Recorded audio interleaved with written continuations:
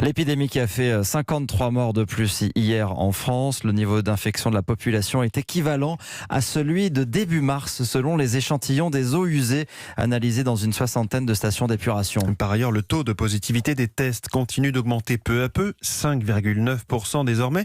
Les universités se mobilisent pour limiter la propagation de l'épidémie parmi les étudiants. Il y a notamment ce centre de dépistage éphémère à Cergy que Diane Berger est allée observer pour Europe 1. Allez, 10 secondes, c'est terminé. Quelques secondes pour le prélèvement nasal, devenu une habitude chez Clara. C'est déjà le 3e test pour cette étudiante de 20 ans.